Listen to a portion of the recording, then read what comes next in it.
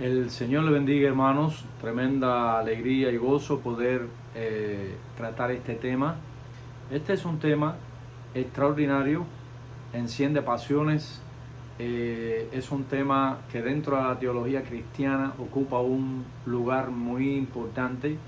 Es un desafío para todos aquellos que estudiamos la Biblia definir bien el concepto, definir bien el proyecto de Dios a través de Israel y a través de la iglesia. Este es un tema fascinante.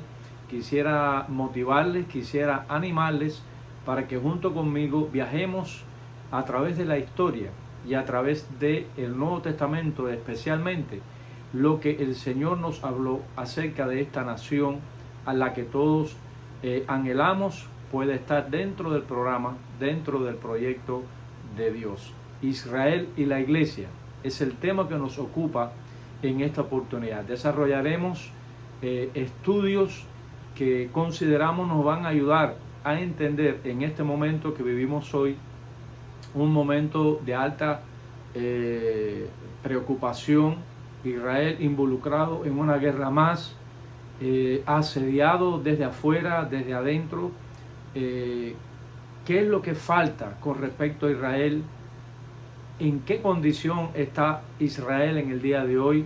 Hay una serie de elementos que vamos a analizar, pero lo entenderemos cuando vamos a las Escrituras y veamos las raíces en las cuales esta nación se funda, las raíces en las cuales esta nación se establece en el mundo. Indudablemente, la nación de Israel existe hoy porque Dios existe, pero debemos tener una interpretación, una opinión no dominada por nuestras emociones o sentimientos, sino una interpretación que esté adecuada, que se esté adecuando a las Sagradas Escrituras. Israel y la iglesia es el tema que nos ocupa hoy, un tema que motiva a los cristianos, motiva a los que no son cristianos, motiva a los que son amantes de Israel y motiva también a los que son aquellos que odian a Israel. Pero sabemos que la verdad está revelada en las Sagradas Escrituras, y para no tener un concepto equivocado, para no darle a Israel una interpretación o expresarlo en una condición equivocada, siempre vamos a ir donde está la palabra de Dios, que nos revela realmente y de una manera precisa sobre este tremendo tema. Vamos a comenzar haciendo un pequeño síntesis general acerca de este tema. Dice ahí en el libro de Génesis, en el capítulo 12, versículo 1 al versículo 5, dice de la siguiente manera: pero Jehová había dicho a Abraham, vete de tu tierra y de tu parentela, y de la casa de tu padre a la tierra que te mostraré. Haré de ti una nación grande, y te bendeciré, y engrandeceré tu nombre, y serás bendición. Bendeciré a los que te bendijeren, y a los que te maldijeren, maldeciré. Y serán benditas en ti todas las familias de la tierra. Así que este versículo nos está hablando acerca de la promesa que Dios hizo a Abraham acerca del surgimiento de una nueva nación que tendría muchísimas razones para agradecer a aquel que le dio forma, aquel que le dio nacimiento, aquel que hizo de esta nación una nación singular. Queremos, hermanos, hacer, como dijimos, una pequeña síntesis, y debemos ver todas las cosas desde la óptica que la palabra de Dios nos enseña.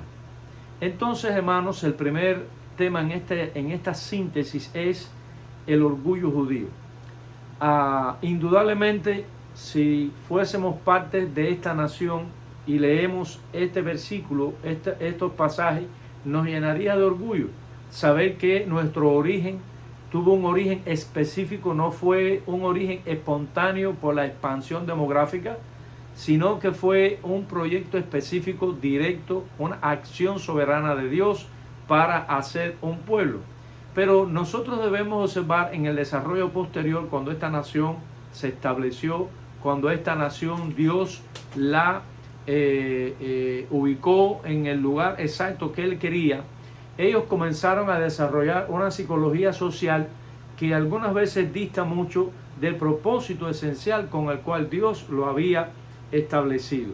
Todo pueblo, lógicamente, toda etnia, toda nación, en todos los tiempos, a través de todas las civilizaciones, desarrollaron religiones, establecieron símbolos en su historia, desarrollaron epopeyas, inclusive fábulas que les alimentaba su orgullo individual a los líderes, y también estos líderes pues ejercían una influencia para manipular a sus pueblos. En este natural sentido es comprensible el orgullo patrio del hombre en dependencia a su origen.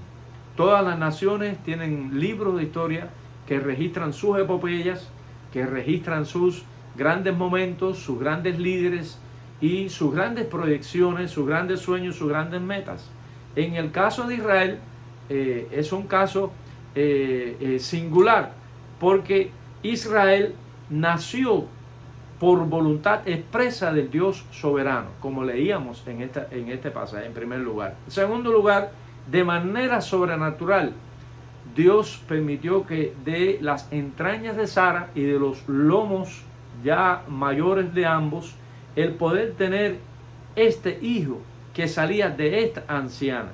En tercer lugar, con un único propósito, que esta es la parte fundamental que desde el inicio del tema debemos nosotros analizar.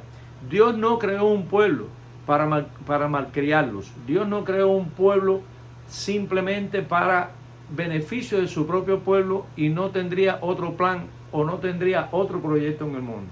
Es decir, que el tercer aspecto a considerar muy importante, que es que Israel surgió como medio para que el Mesías viniera, para que Dios se hiciera hombre, para que Dios de una manera sobrenatural viniera. Jesucristo, que es el Mesías, indudablemente no iba a nacer en una nación pagana. El Mesías nacería a través de una nación que Dios, de una manera milagrosa, como ya expresamos, de esa manera sobrenatural, establecía esa nación con un ritual específico, que todo lo que hay allí en el libro de Éxodo, en el libro de Levítico, Deuteronomio, que son todas aquellas enseñanzas, todo aquel diseño del tabernáculo, todo el mobiliario del tabernáculo, todo el ritual que había allí en esta religión judaica naciente precisamente allí en el desierto, en la salida hacia la Canaán.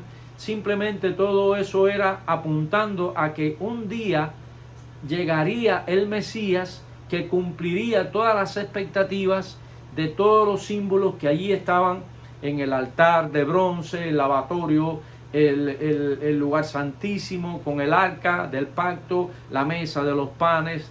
Todo tenía un simbolismo que apuntaba a alguien que iba a cumplir ese ministerio, que iba más allá de las limitaciones que esos mismos mobiliarios y la misma función dentro del ritual de la adoración a Dios, aquellos instrumentos tenían. Quiere decir que en Cristo es el verdadero tabernáculo, en el sentido de que en Cristo se cumple todo lo que había sido presentado por Dios. Recuerden que Dios establece la nación y también Dios establece el culto, también Dios establece todo el servicio de adoración, todas las ofrendas, todo lo que se hacía era apuntando a esa persona que vendría, que no podía ser otro que Dios hecho hombre. Es la parte que Israel nunca asimiló del Mesías. Nunca ellos asimilaron que Dios pudiera hacerse hombre. Ellos nunca creyeron, todavía no lo creen, y entonces solo dejaron el concepto de Mesías al concepto natural, al concepto de unción de líderes locales, como en la época de los jueces, que todos los jueces fueron Mesías, que todos los reyes fieles fueron Mesías, y ellos visualizaron al Mesías como un líder meramente humano. Pero para la monumental tarea que vendría a realizar el Mesías, tendría que ser Dios hecho hombre. Es un misterio, es una revelación la más grande y es la parte penosa que Israel no ha entendido. Jamás nosotros seríamos antisemitas, jamás nosotros pronunciaríamos palabra contra aquella nación que de una manera milagrosa Dios estableció. Dios lo puso en el lugar donde está y nadie puede cuestionarlo. Y el que lo cuestione, que le pregunte a Dios, el que lo cuestione, que se ponga de frente al Señor y le cuestione a Dios su soberanía, y veremos cuáles serían las condiciones o las consecuencias. Quiere decir, hermanos, que esta es la razón fundamental por la que Dios le llama a Israel pueblo mío. Pueblo mío porque de ese pueblo, que sería diferente a las demás naciones, que en gran oportunidad la nación de Israel se diluyó y por eso tuvo que sufrir grandemente, no por ser judíos sufrieron, sino sufrieron porque no se sujetaron a los pactos que Dios había hecho con ellos, y al violar los pactos de Dios, lógicamente vendrían consecuencias. Pero claramente Dios le llama a ellos pueblo mío, hablando de su propósito para cumplir el proyecto de redención, no solo para el mundo, sino también para ellos. Desde ellos como nación vendría el Mesías y ellos tendrían el gran privilegio histórico de que el Mesías, que era judío, venía con un proyecto para ellos y un proyecto con repercusiones globales a partir de del primer advenimiento, como lo anunció el profeta Daniel, como lo anunciaron los profetas Isaías y Jeremías, como fue anunciado por la antigüedad que vendría ese Mesías, y desde Israel ellos serían portadores del mensaje del Evangelio, que significa buena nueva, que significaría una perspectiva del futuro sobre la base de la esperanza que traería como consecuencia la solución contra el pecado. Entonces, aparte de esta bendición, el problema fundamental que vino Cristo a resolver fue el problema del pecado. ¿Acaso este no era o no está en el ADN de todos los seres humanos, el pecado? Entonces, aparte del orgullo nacional por ser parte de un proyecto divino al que Dios los destinó, no existe una sola razón para su orgullo. Su orgullo fuera de esto es un orgullo vanidoso, como tiene cualquier nación, como tiene cualquier etnia, como tiene cualquier pueblo, como tiene cualquier nación que haya vivido en la historia, por sus reyes, por sus victorias, por su fracaso, por su religión, por todo lo que ellos han vivido.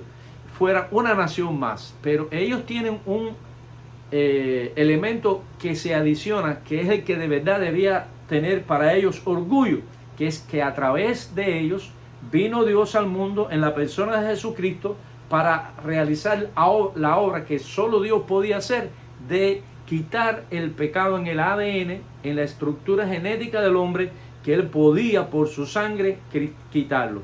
Cristo lloró sobre Jerusalén, Cristo ama a Israel, Cristo amó a su pueblo, y nosotros también como Cristo lo hacemos, pero sin olvidar que la razón fundamental por la que Dios establece a Israel es para que viniera el Mesías. Lamentablemente ellos no lo entendieron, todavía no lo han entendido, pero oramos como el apóstol Pablo para que un día lo entiendan, y cuando ellos lo entiendan será como vida de entre los muertos, como dice el apóstol Pablo, que más adelante nosotros tocaremos este precioso tema. Es decir, que el orgullo de un judío debía ser que al mirar las Escrituras y ver los ofrecimientos del Señor a través de pactos y ver la forma tan maravillosa en la que Dios obró, debía ser ese su orgullo. Pero como ellos, de forma ingrata, de forma desleal, despreciaron cada uno de los pactos del Señor, cada una de las formas ingratas en las que ellos respondieron a esas ofertas del Señor, no debían tener mucho orgullo, sino debían tener vergüenza y arrepentimiento, como aquellos judíos en el primer sermón de Pedro, cuando ellos dijeron: varones hermanos, ¿qué haremos? Y Pedro le dijo, arrepentíos y bautícese cada uno, porque el pecado era quien había hecho que Jesucristo fuera a la cruz.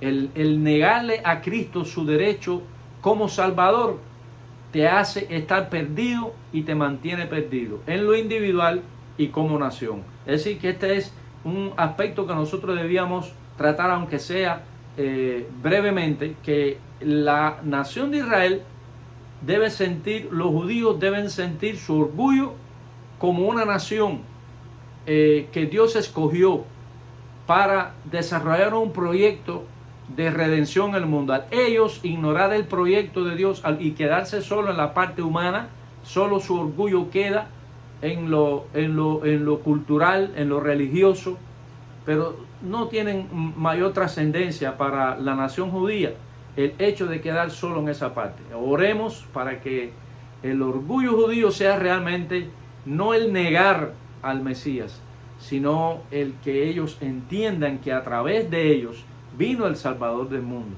vino el Redentor del mundo, vino la solución para el mundo, como Cristo se definió a sí mismo, que Él es la resurrección, Él es la vida, Él es el camino, Él es el pan vivo que descendió del cielo, Él es la puerta, Él es el pastor de las ovejas. Cristo se definió a sí mismo tan maravillosamente, y gracias al Señor, porque Él levantó a una nación a través del cual Él pudo venir. Por eso Cristo no nació en Babilonia, por eso Cristo no nació en Irak, por eso Cristo no nació en Irán, por eso Cristo no nació en el lejano oriente.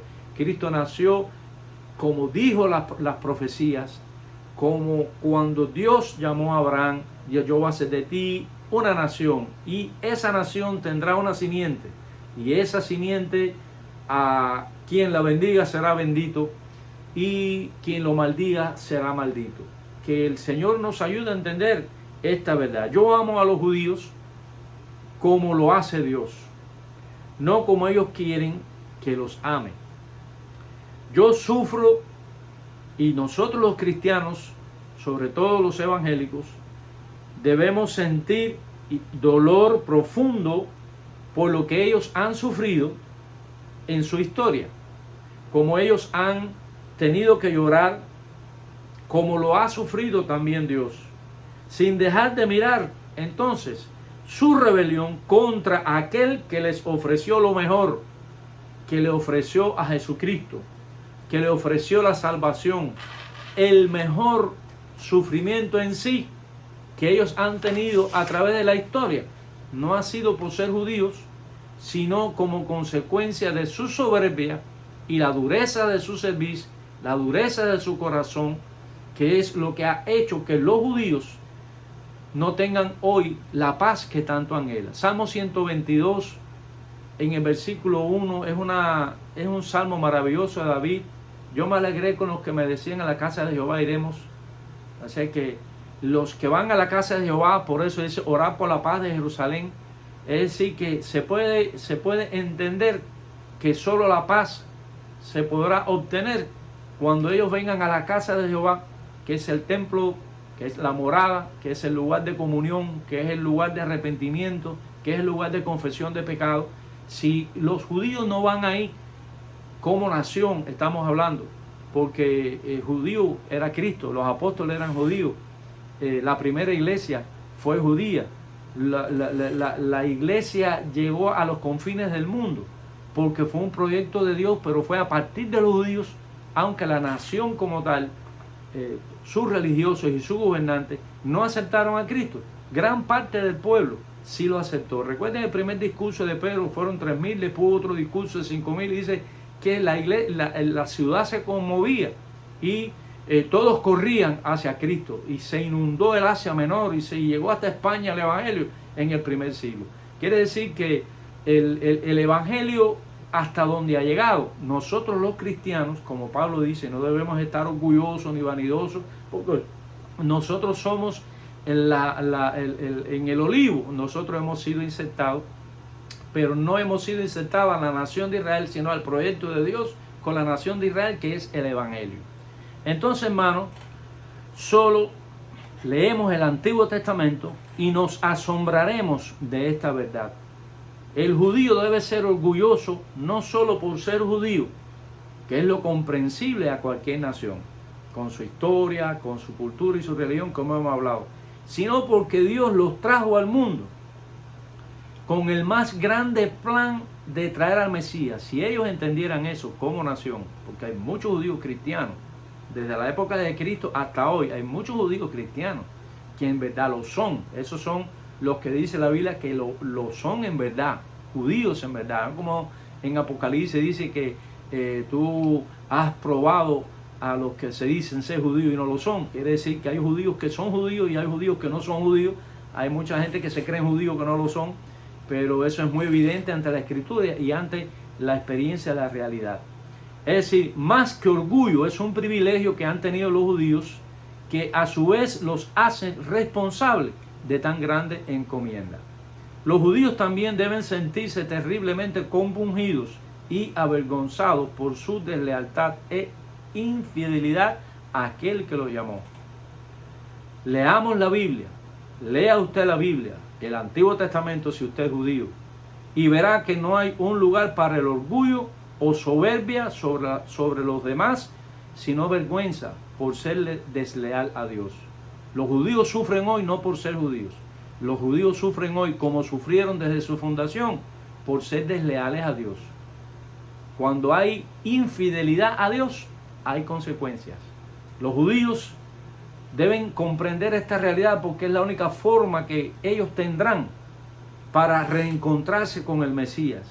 Ellos como nación todavía existen, no por ser judíos, sino porque Dios no olvidó a sus padres que sí fueron fieles y por el amor a ellos, es decir, los padres, los judíos saben que fueron Abraham, Isaac y Jacob, aquellos grandes patriarcas, que ellos fueron fieles, ellos creyeron hasta el final y Dios hizo un pacto con ellos y Dios no va a quebrantar su pacto porque ellos lo quebrantaron. Dios es fiel a pesar de la infidelidad de ellos.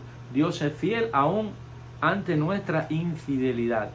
Por eso nosotros, hermanos, sabemos que Dios hará cumplir sus promesas de salvación por aquel a quien ellos, junto a los gentiles, es decir, el Sanedrín y Roma, decidieron asesinar. Los judíos bajo el Sanedrín y Roma bajo la dirección de Pilato, hubo una asociación.